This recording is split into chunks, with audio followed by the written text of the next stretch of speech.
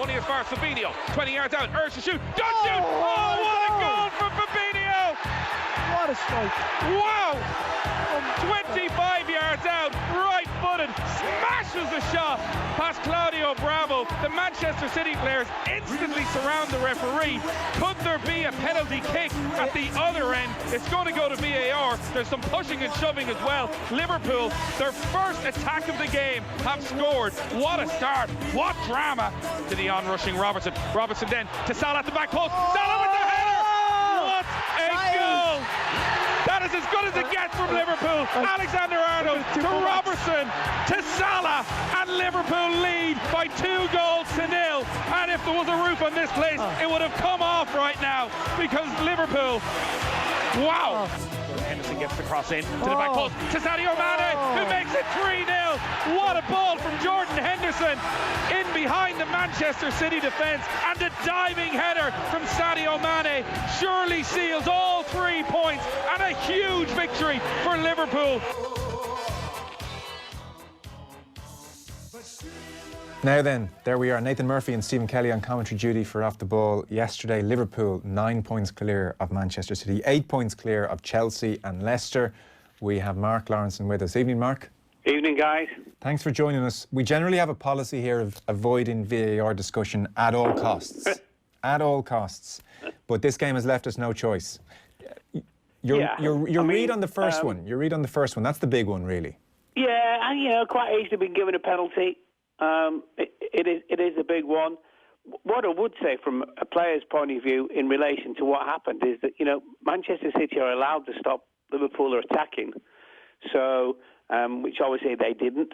But it was such a massive call, because the first game in any big game like that is very much the definitive thing, I think, when you look over the 90-plus minutes. So, yeah, and, I've seen the VAR statement today. We've all looked at it, and it quite easily could have been a penalty. End of discussion, really.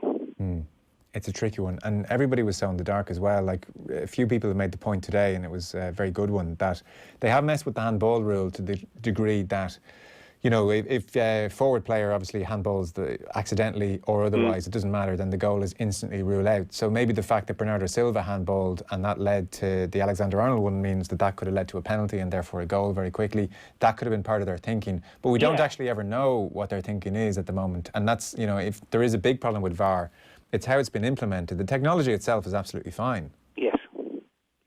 I think there's a big meeting, I think, this week, isn't there, where I think obviously the Premier League clubs are represented at it with the VAR people. But I think, the big thing for me about all of it is that it's almost taken away the refereeing from the referee.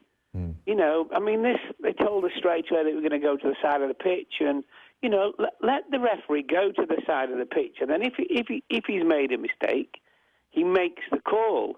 And really, we're looking at this game and these games, and it's a fabulous product. Everybody knows about it, the hundreds of millions or billions and everything that goes with it.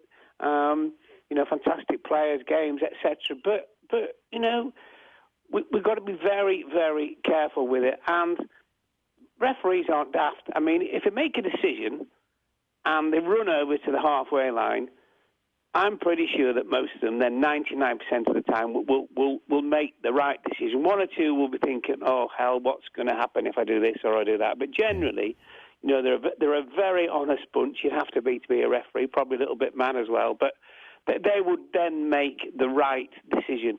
I just feel that VAR basically is refereeing in nearly every single Premier League game that we've seen already this season. We're not even, are we a third through, just about, almost?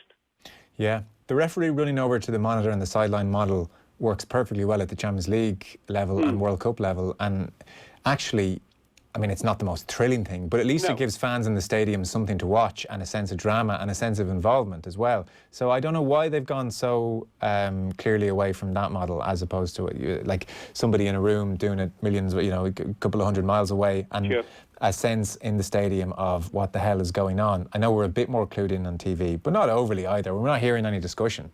No, well, look at the Rugby World Cup, which was absolutely fabulous. I saw nearly every single game. And, the decisions made by the referees, and then obviously talking to the people and saying, right, this is what I saw. I mean, how good is that? You know, just in itself. So everybody in the stadium knows about this conversation.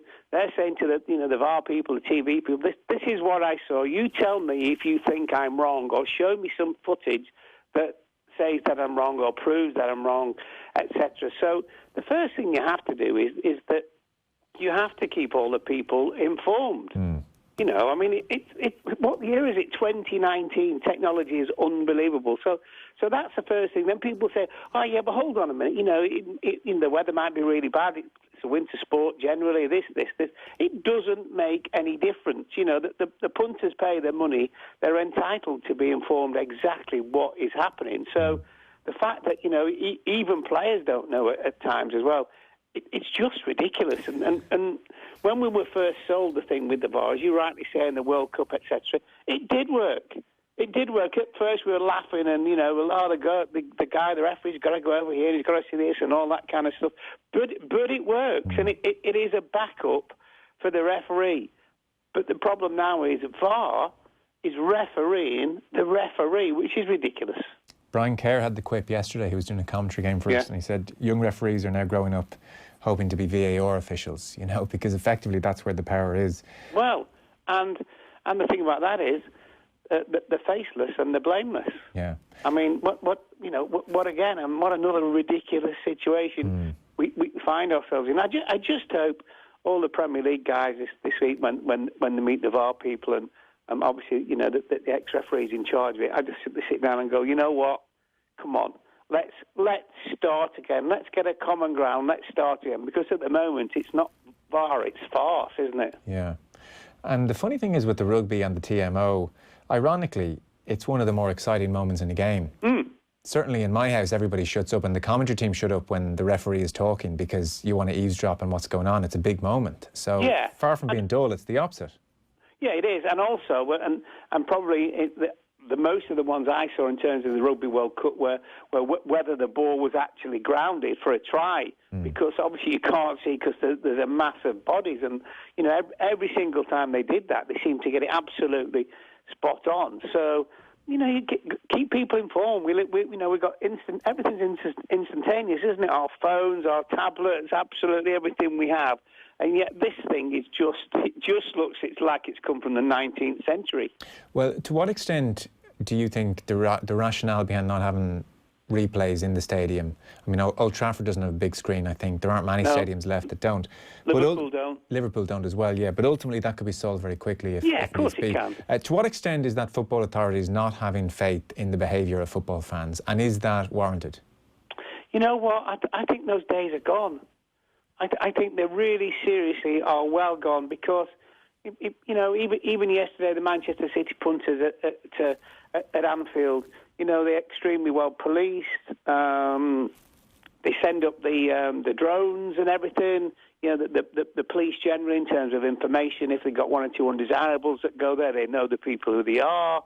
They have plainclothes people as well involved in going and standing in amongst the crowds, etc. No, I think that's just.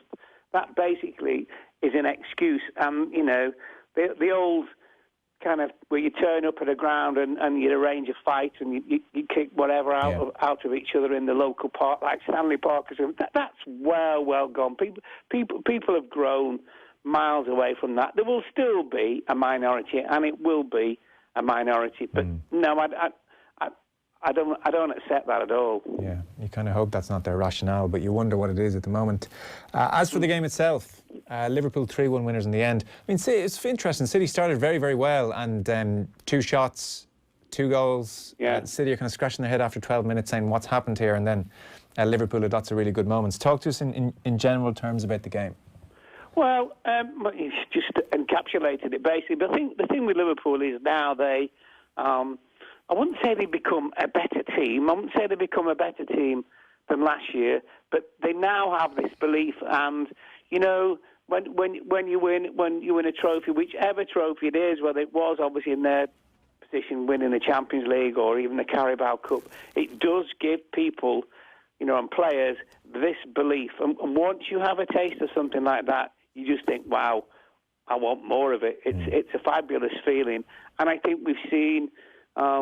yesterday's result was probably a mixture of scoring late with the penalty against Leicester City, and then, of course, last week at Aston Villa, 1-0 down for an awful long time, and just keep pounding and pounding and pounding away, but in the right way in terms of the way they played the football, and eventually got the win. And as I say, it is all about belief. We know about the ability, we know about the organisation, the tactical side of it, but the belief thing is massive. And when I look at Manchester City, because they are and still will be very much Liverpool's rivals to win the league, they aren't quite having the same season. They're brilliant players, majority of them, but they're not quite, at the moment, hitting the heights of not only last year, but also the year before. And you know what?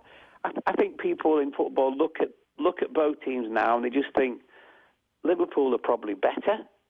They might not be better in terms of the individuals, but just in the way that they play, it's the same week in, week out. They play the same way. They just kind of shift around the midfield players. The front three are always the same. Generally defensive as well. They're all the same. Obviously, Alisson missed quite a few of the games, and Adrian was playing in terms of the goal. But Liverpool go and play away or play at home, and they do not play any different. The Laporte injury is obviously unfortunate from Guardiola's point of view, but he has left himself open here. And you think about the ruthless efficiency regarding the way they went out and identified someone like Walker and Mendy and just went and got them and said, well, this is what I need and this is what we're doing. I mean, it can't have come as a shock to him the company was departing. You kind of wonder how he's left himself so open here, or maybe he was thinking Stones, not a Mendy, might magically kind of kick on. But there will be question marks over Guardiola and how they spent money this summer. Yeah, well, I think this is the kind of first glaring mistake that Pep Guardiola has made, because, you know, as you rightly say, he's had the whole summer. Maguire, obviously, who's, you know, a very good player. He's not a top player, but you're not telling me he couldn't have improved what they've got at the back at the moment. Otamendi has always been a player that's made many, many mistakes. John Stones has never really kicked on. We knew about his footballing ability at Everton. He looked very, very good. The problem is when push comes to shove, he makes terrible defensive decisions. And you know, to sit in the office every day in the summer or wherever he was, Guardiola, and say, no, we're not going to buy a centre-back, not going to buy a centre-back. If you are a fabulously wealthy team, you just go and buy one, whatever. Even if he just comes into the squad and kicks the two who are playing, or three, whichever way you play. If he kicks them on, because they turn around and think, wow, he's come to play in my position, and then you improve your own performances. So it's just a really, really strange one. And as you say, I mean, if you look at Kompany last year, I'm guessing a little bit, it seemed like he played almost the last third of the season. Yeah. He was as good as anybody. Then not to replace him was just a strange decision. And you cannot tell me, surely, that it's a money issue or problem. I wouldn't have thought so. We saw his frustration. Obviously, he's saying that the thank you to Michael Oliver was not sarcastic, which is kind of bizarre in its own way. On Guardiola and like the frustration, you know, when we see him kind of railing against the world on the sideline with the second Alexander-Arnold handball. Would you have, like, he's such a brilliant coach, so this is kind of an unfair question. Given that he's never won a Champions League without Messi, say he does another season or two at City and doesn't win the Champions League, would you have any reservations, doubts, question marks over proclaiming his greatness if he doesn't manage to get a Champions League elsewhere, away from Messi and Barcelona? Yeah, because I mean, publicly he would never admit it, but privately, that would be for him the holy grail. And you're right, as you say, in terms of, you know, with the Messi fella, who's just the best player I've ever seen in my life. I mean, sensational, a little bit better than Ronaldo because he's more of a team player. But yes, I think definitely when the other thing as well, of course, that, you know, Guardiola goes to City, it's a blank page for him, and it's like, right, who do you want? I mean, the two Spanish guys who were both, I think, at Barcelona, who basically run the football side at Man City. You're not telling me that when Pep was at Munich, they weren't having conversations about, you know, well, you know, out of these three centre-backs or these three left-backs, who would you fancy, all those kind of things. So, yeah, I think absolutely, most definitely. It's a bit as well, not quite the same sort of subject, but, you know, Klopp not winning anything at Liverpool, it was thrown at him every week in, week out, you know, and he was completely peed off about the whole thing. And the fact that he won the Champions League, just to be able to stop people saying, you've not won anything here, you're almost like, you know, you're never the the bride or the you know, you're almost like the second person at everything, the best man, all those kind of things, and it does get to them in the end. But yeah, I think definitely for Guardiola, because basically he's won absolutely everything else, and he's won it with style as well, and that's what people like about the way that his teams play. Yeah. Okay. Well, we'll see how things go over the next couple of years. You could prove us very, very easily wrong. Oh yeah, easily. Yeah. Mark, thanks a million. Appreciate it. Pleasure. Cheers, Mark Lawrenson there.